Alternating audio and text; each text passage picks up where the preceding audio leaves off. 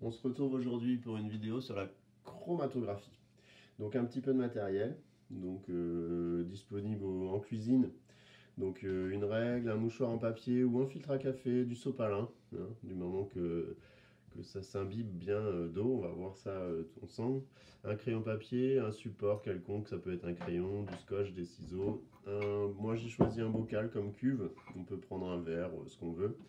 Un peu d'eau, des feutres, du sel, du vinaigre d'alcool et de l'alcool à brûler. On peut faire soit l'un, soit l'autre, on n'est pas obligé de mettre les deux. Moi je vais essayer voilà, de changer un peu ma recette pour réussir mon expérience. Donc on met un petit peu de sel dans le fond de la cuve, voilà. On met un petit peu d'alcool dans le fond de la cuve, voilà. Ici vous avez vu, je ne mesure pas les volumes, on est vraiment sur quelque chose de... Voilà, c'est pas du quantitatif en termes de mesure de volume, etc. Mais vous allez voir qu'on va pouvoir quand même compter des choses. Et j'ajoute un bon volume d'eau, donc presque autant que les deux premiers. Voilà. On agite jusqu'à dissolution pour que ça fasse en fait un fond dans la cuve. Donc la dissolution, on a déjà travaillé là-dessus, hein, notamment en 6e et aussi en 5e. Donc il y aura dissolution totale quand il n'y aura plus de cristaux de sel dans ma cuve. Donc ça, c'est ce qu'on appelle, on vient de réaliser l'éluant. L'éluant dans la cuve. Dans la cuve achromatographique du coup. Ça, c'était la première partie de l'expérience. Voilà, je vais laisser ça de côté pour l'instant, j'y reviendrai tout à l'heure. Maintenant, je vais travailler sur le chromatogramme. Donc ici, ça va être le chromatogramme, ça va être le papier qui va nous servir à faire l'expérience.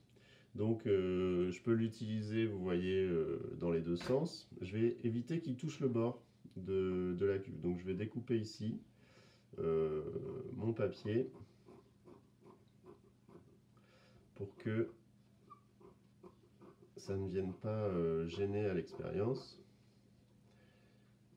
Tac, j'aurais pu faire ça plus droit, très bien. En bas du papier, je vais faire un trait au crayon papier, c'est important, parce qu'il ne faut absolument pas que ça puisse, que ce que je viens faire là, la ligne de dépôt, qu'on appelle, vienne gêner à l'observation.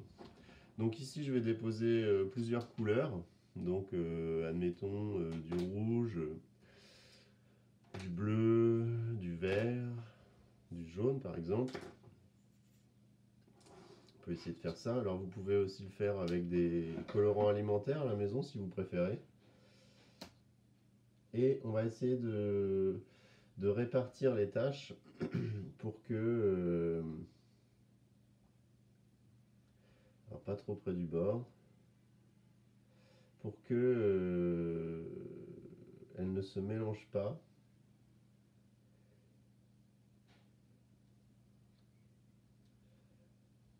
Sur le chromatogramme.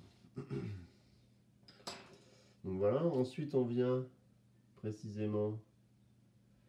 Alors une toute petite tache va suffire, hein. Donc rouge, donc ici on va mettre un R pour rouge, bleu, alors surtout on n'écrit pas avec le feutre, hein, la lettre, jaune, donc J pour jaune,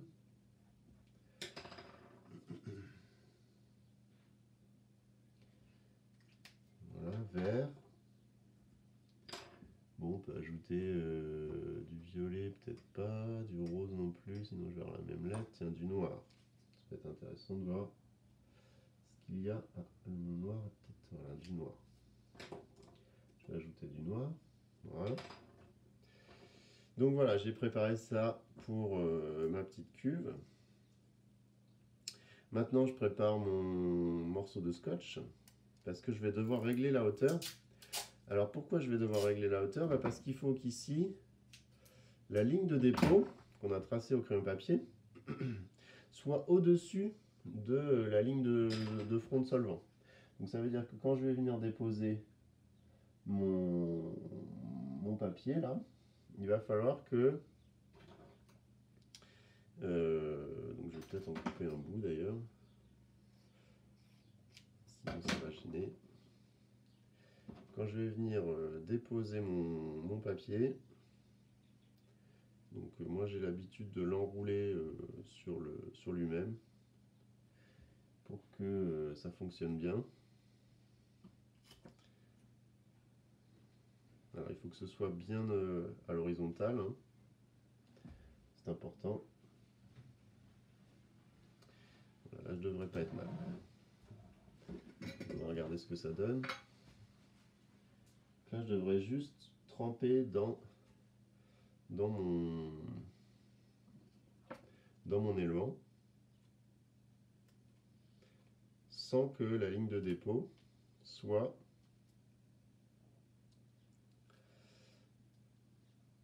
immergée totalement. Donc je la place, vous voyez c'est un peu large, je la place dans mon bocal. Alors est-ce que ça touche? Voilà, ça touche. Et alors là surtout, on ne touche plus à rien et on attend. On attend que ça se passe. On voit clairement que l'élément est en train de monter par capillarité sur le papier, pardon. Il est en train de migrer. Et alors on voit des très jolies choses qui se passent au niveau des couleurs, hein, regardez.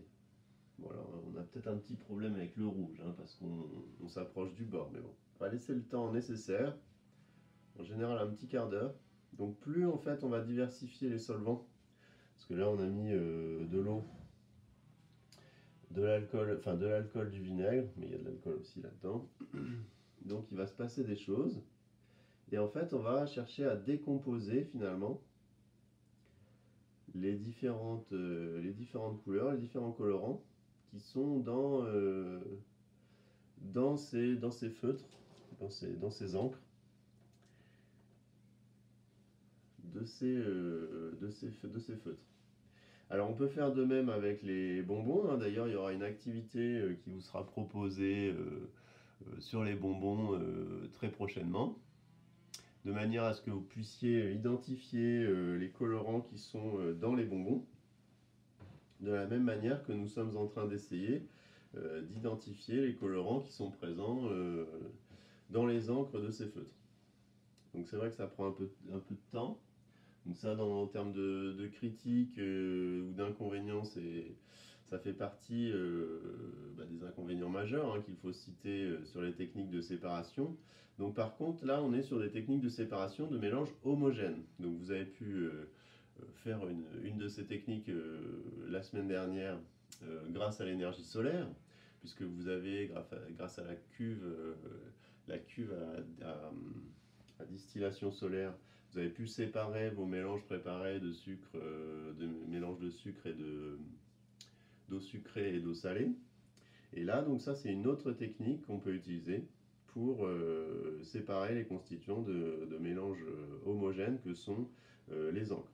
Donc là, on voit clairement que j'ai peut-être été un petit peu confiant sur ma proximité avec le colorant rouge. Alors est-ce que c'est dû au fait aussi que peut-être, alors je ne vais pas la faire tourner, mais que le papier n'est pas tout à fait plan, hein, parce que si on avait été au laboratoire, j'aurais pu faire avec du papier Joseph, donc du papier qui est prévu, qu'on a utilisé nous pour la filtration, donc qui est aussi prévu pour absorber une partie du liquide.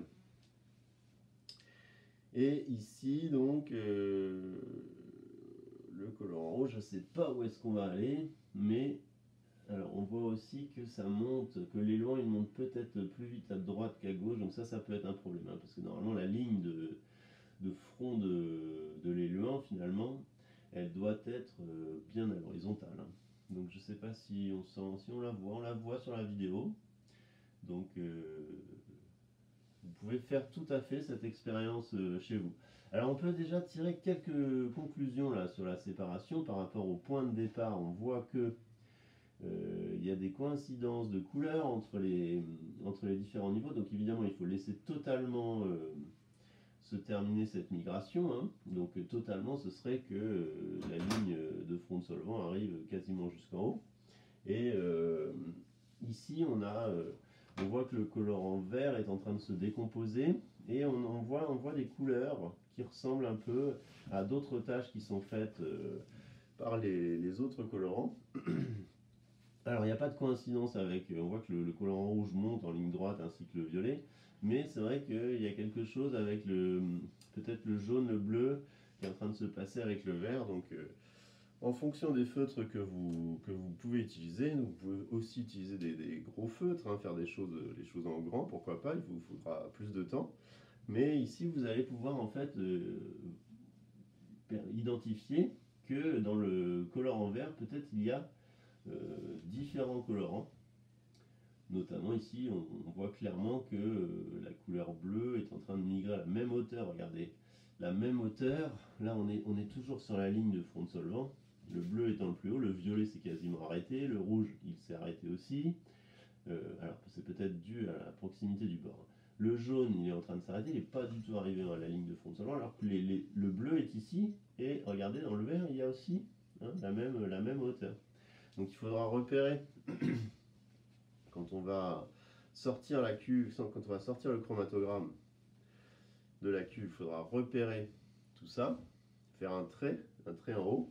Et alors c'est important ce trait en haut parce que grâce à ce trait en haut, on va pouvoir mesurer finalement les différentes hauteurs atteintes par les différents colorants par rapport à la hauteur atteinte par l'élément. Donc ce rapport qu'on appelle le rapport frontal, puisqu'on parle du front de solvant, du front de l'élément, eh bien il va coïncider avec les conditions d'expérience, c'est-à-dire qu'ici vous avez vu un élément qui était un peu expérimental, hein, qui était un peu, on va dire, grossier, avec de l'eau, du vinaigre, de l'alcool, du gros sel, et à côté de ça, donc ce rapport pourra être retrouvé peut-être avec d'autres chromatographies. Donc il faudra, si vous avez vous aussi ces feutres à la maison, on pourra vérifier par exemple, tous ensemble, que nous obtenons les mêmes rapports, et sinon expliquer pourquoi peut-être que vous n'avez pas mis de vinaigre. Donc voilà, on peut voir ça comme ça, ou essayer d'autres choses, en tout cas obtenir des résultats comparables. Bon, alors de mon côté, on n'a pas encore totalement terminé. Ça monte encore très doucement. On va laisser encore un petit peu de temps, ça peut... Donc j'accélérerai la vidéo. Puisque ici on voit que l'élément continue de monter, mais que les colorants, eux, ont quasiment cessé. Donc évidemment, si je pouvais laisser plus longtemps, peut-être que la séparation serait plus évidente, mais là, clairement, on voit que les deux tâches, la tâche V et la tâche B, sont à la même hauteur. Donc on peut dire que dans le bleu, là, qui était ici, on reconnaît, regardez, le violet. Alors est-ce que c'est le violet qui est constitué de bleu, etc. Ça, il faudrait faire d'autres analyses parce qu'on n'arrive pas en fait avec cet élément à séparer le violet. Par contre, le bleu ici, il est vraiment, on a un bleu foncé qui est comparable à celui-là, puis on a un bleu clair qui se retrouve, regardez, dans le vert. Donc on pourrait faire d'autres chromatographies avec d'autres couleurs pour essayer vraiment d'isoler chacun un à un. Donc c'est exactement ce que je vous propose sur la chromatographie sur les bonbons, de faire plusieurs, vous pouvez faire plus facilement, plus rapidement, plusieurs tests, puis comme c'est une simulation, c'est accéléré. Et puis on reconnaît un peu aussi dans le bas du vert le même colorant qui compose ici le jaune. Donc on va essayer d'analyser ça. Donc je vais retirer hop, mon chromatogramme. Je vais le déposer, puis aussitôt je vais faire un trait pour le front de solvant. Alors on voit que ici sur le côté, ce que je vous disais tout à l'heure, c'est un peu monté, voilà.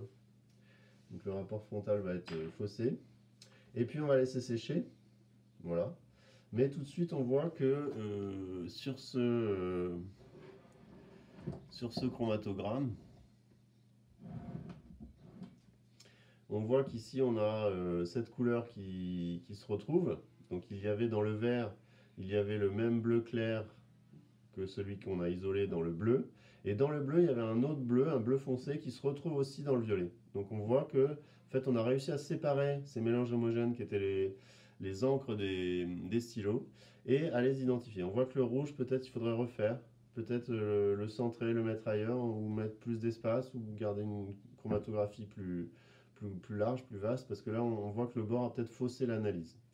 Donc en tout cas, il est monté très vite, hein, il est monté très haut, très droit. Là où, effectivement, vous voyez mon chromatogramme, alors peut-être dû aux formes ici, aux plis du papier, mais je rappelle que ici c'est du qualitatif, donc on fait une comparaison. Voilà, alors on se retrouvera sur des exercices pour compter finalement les rapports frontaux de ces différentes migrations et voir un peu comment on peut être encore plus quantitatif justement. Merci de m'avoir suivi, à très bientôt.